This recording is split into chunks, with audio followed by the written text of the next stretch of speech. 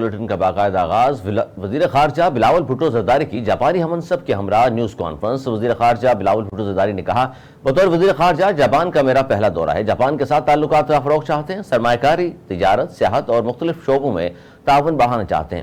بلاول بھٹو زرداری نے کہا کہ سیلاب متاثرین کی مدد پر جاپان حکومت کے شکر گزار ہیں۔ جاپان پاکستان کو افرادی قوت مہیا کر سکتا ہے۔ نجی شعبہ دو طرفہ تعلقات میں کلیدی کردار ادا کر سکتا ہے۔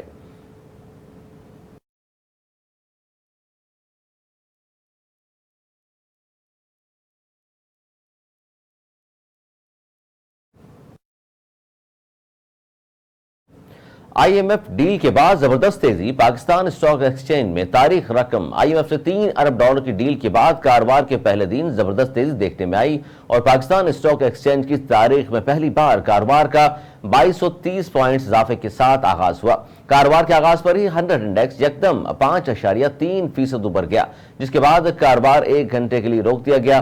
کاروبار کے آغاز پر ہی 100 انڈیکس 43,000 کی سطح عبور کر گیا اور انڈیکس 2068 پوائنٹس اضافے سے 43,521 تک جا پہنچا۔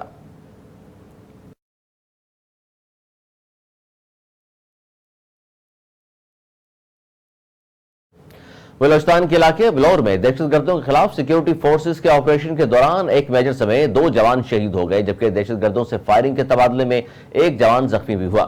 آئی ایس پی آر کے مطابق دہشت گردوں نے گھات لگا کر سیکیورٹی فورسز پر فائرنگ کی۔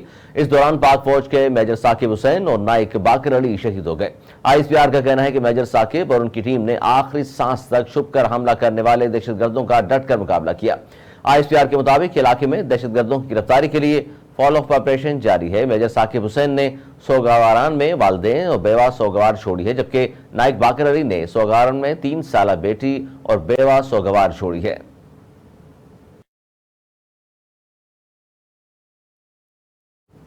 ملک بھر میں آج سے مانسون بارشوں کی پیش گوئی کی گئی ہے، جبکہ اربن فلڈنگ کا بھی خطرہ ہے۔ محکمہ موسمیات نے کہا ہے کہ آج سے 8 جولائی کے دوران لاہور، اسلام آباد، راولپنڈی، مری، اٹک، چکوال اور جہلم میں آندھی گرج چمک کے ساتھ بارش کا امکان ہے۔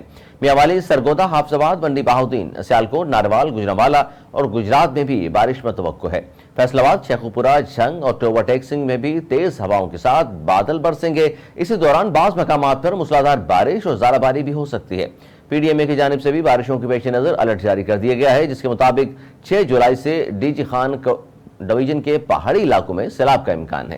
4 سے 7 جولائی کے دوران لاہور، اسلام آباد، راولپنڈی اور گجرانوالہ کے نشیبی علاقوں میں اربن فلڈنگ کا خدشہ بھی ظاہر کیا گیا ہے۔ D G P D M A کا کہنا ہے کہ ہنگامی حالات میں ریلیف کیمپوں والی جگہ کا تعین پہلے سے کیا جائے، جبکہ کشمیر اور گلگت بلتستان کے پہاڑی علاقوں میں لینڈ سلائیڈنگ کا بھی خدشہ ہے۔ دوسری جانب بارکھان، لسبیلا، ڈیائی خان اور ملتان میں بھی گرج چمک کے ساتھ بارشیں ہو سکتی ہیں۔ سندھ کے شہر سکھر، جیکوباد، چھٹا، عمرکوٹ اور حیدرآباد میں بھی گرج چمک کے ساتھ بارش متوقع ہے۔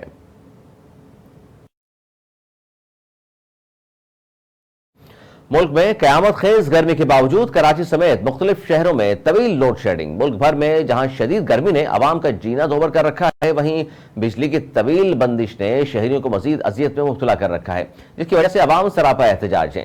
کراچی کے مختلف علاقوں میں اعلانیہ اور غیر اعلانیہ لوڈ شیڈنگ کا سلسلہ 4 سے 14 گھنٹوں تک جا پہنچا ہے۔ جہاں اولڈ سٹی ایریا کے علاقوں میں 10 گھنٹوں تک لوڈ شیڈنگ کی جا رہی ہے، جبکہ لانڈھی، کورنگی اور اطراف کے علاقوں میں 6 سے 8 گھنٹوں تک لوڈ شیڈنگ کی جا رہی ہے۔ دوسری جانب لاڑکانہ اور کمبر شہداد کوٹ اضلاع میں 7 روز سے بھی بجلی مکمل طور پر بحال نہیں ہو سکی۔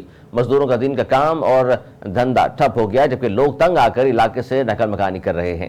سکھر الیکٹرک پاور کمپنی حکام نے کہا ہے کہ ہائی ٹینشن پاور لائن کی مرمت کا کام بڑی حد تک مکمل کر لیا ہے اور شہر کے 27 فیڈرز پر بجلی بحال کر دی گئی ہے۔ ادھر بلوچستان کے ضلع کوہلو کے علاقے تمبو میں بھی 10 دن سے بجلی بند ہے۔ اس دوران علاقہ مکینوں نے احتجاج کرتے ہوئے سبی کوہلو شاہراہ بند کر دی ہے۔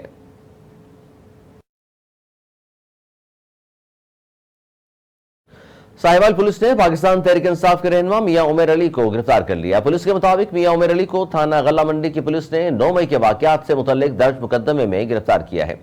یاد رہے کہ 9 مئی کو پاکستان تحریک انصاف کے چیئرمین کی گرفتاری کے بعد پی ٹی آئی کے کارکنوں کی جانب سے ملک کے مختلف شہروں میں احتجاج اور جلاؤ گھیراؤ کیا گیا تھا۔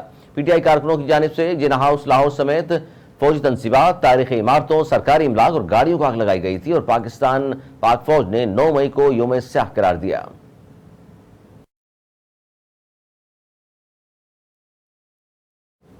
پاکستان تحریک انصاف نے سابق منتخب ارکان اسمبلی کو پارٹی چھوڑنے کے لیے اکسانے اور شوکاز نوٹس کا جواب نہ دینے پر مرکزی رہنما اور سابق وزیر اعلیٰ خیبر پختونخوا پرویز خٹک کی بنیادی رکنیت ختم کرنے اور انہیں پارٹی سے نکالنے کا اصولی فیصلہ کر لیا ہے۔ تاہم پرویز خٹک نے پارٹی نوٹس کا جواب دینے سے انکار کرتے ہوئے کہا کہ وہ کوئی سرکاری ملازمت تو نہیں کرتے جو شوکاز نوٹس کا جواب دیں گے، انہیں شوکاز نوٹس کی کوئی پرواہ نہیں۔ 9 مئی کا واقعہ چیئرمین کا چند لوگوں سے مشاورت کا نتیجہ ہے۔ چیئرمین پی ٹی آئی کو ہمیشہ مثبت سیاست اور مثبت سوچ کا درس دیا، مگر ان کی سوچ اور ایجنڈا کچھ اور تھا۔ ذرائع کا دعویٰ ہے کہ تحریک انصاف کے 30 سے زائد سابق ارکان اسمبلی نے پرویز خٹک کو اپنی حمایت کی یقین دہانی کرائی ہے، جس کے بعد ممکنہ طور پر وہ جلد ہی اپنے اگلے لائحہ عمل کا اعلان کریں گے۔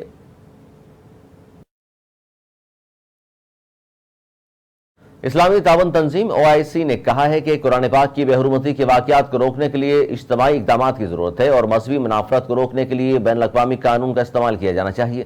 سویڈن میں قرآن پاک کی بے حرمتی کے واقعے کے بعد جدہ میں OIC کے بلائے گئے غیر معمولی اجلاس کے بعد جاری بیان میں تنظیم کے سیکریٹری جنرل حسین برہیم طاہا نے کہا کہ ہمیں اپنے بین الاقوامی قانون کی فوری اطلاق کے حوالے سے عالمی برادری کو مسلسل یاد دہانی کرانی چاہیے، جو واضح طور پر مذہبی منافرت کی کسی بھی وکالت کو منع کرتا ہے۔ انہوں نے ایک واضح پیغام بھیجنے کی ضرورت پر زور دیتے ہوئے کہا کہ قرآن پاک کے نسخوں کی بے حرمتی اور ہمارے پیارے نبی حضرت محمد مصطفیٰ صلی اللہ علیہ وآلہ وسلم کی شان میں گستاخی کرنا محض اسلام فوبیا کے معمولی واقعات نہیں ہیں۔ OIC جنرل میں رکن ممالک سیکریٹری نے کہا سے مطالبہ کرتے ہوئے کہ قرآن پاک کی بے حرمتی اور ہمارے پیارے نبی حضرت محمد مصطفیٰ صلی اللہ علیہ وآلہ وسلم کی توہین کے واقعات کو روکنے کے لیے متحد اور اجتماعی اقدامات کریں۔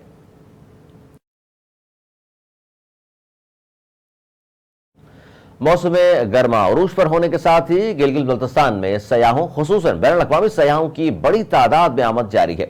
تقریباً 8 سے 10 ہزار ملکی غیر ملکی سیاحوں نے بقرعید گلگت بلتستان میں منائی۔ غیر ملکی سیاحوں کی اس حوالے سے رائے ہے کہ پاکستان سیاحتی لحاظ سے انتہائی محفوظ ملک ہے۔ حکومت اور پاک فوج کی انتھک کاوشوں نے گلگت بلتستان کو اس کی شناخت لوٹا دی ہے۔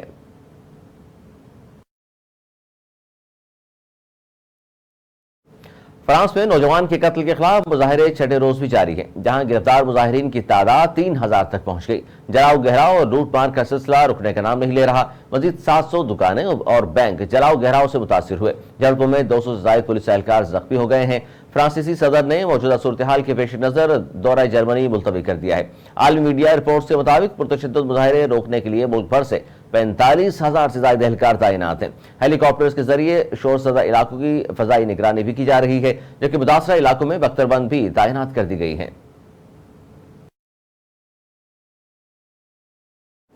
ایشین سیریز کے دوسرے ٹیسٹ میں بھی آسٹریلیا نے انگلینڈ کو شکست دے دی۔ ایشین سیریز کے دوسرے ٹیسٹ میں آسٹریلیا نے سنسنی خیز مقابلے کے بعد انگلینڈ کو 43 رن سے شکست دے کر سیریز میں 2-0 کی سبقت حاصل کر لی۔ لارڈس میں کھیلے گئے میچ میں آسٹریلیا کے 371 رنز کے تعاقب میں انگلینڈ کی پوری ٹیم 327 رنز پر ڈھیر ہو گئی۔ بین اسٹوکس اور بین ڈکٹ کے علاوہ انگلینڈ کے تمام بلے باز بڑی اننگز کھیلنے میں ناکام رہے۔ انگلش ٹیم کے کپتان آل راؤنڈر بین اسٹوکس نے وکٹ کے چاروں طرف جارحانہ شاٹس کھیلتے ہوئے حریف بالرز کو بے بس کیے رکھا۔ انہوں نے 9 چھکوں اور 9 چوکوں کی مدد سے 155 رنز کی شاندار اننگ کھیلی، لیکن اس کے باوجود وہ ٹیم کو فتح سے ہمکنار نہ کرا سکے، جبکہ بین ڈکٹ 83 رنز بنا کر آؤٹ ہوئے۔ آخری روز ایک دلچسپ مرحلہ دیکھنے کو ملا جب جونی بیرسٹوک ڈرامائی انداز میں رن آؤٹ ہوئے۔ اس دوران اسٹیڈیم میں امپائر کے فیصلے کے خلاف بھرپور صدائیں بلند کی گئیں۔ لارڈ ٹیسٹ کی پہلی اننگز میں آسٹریلیا نے 427 رن سکور کیے تھے، جس کے جواب میں انگلینڈ کی ٹیم 325 رنز بنا سکی تھی، جبکہ دوسری اننگ میں کنگروز 279 رنز پر آؤٹ ہو گئے تھے اور حریف ٹیم کو 371 رنز کا ہدف دیا تھا۔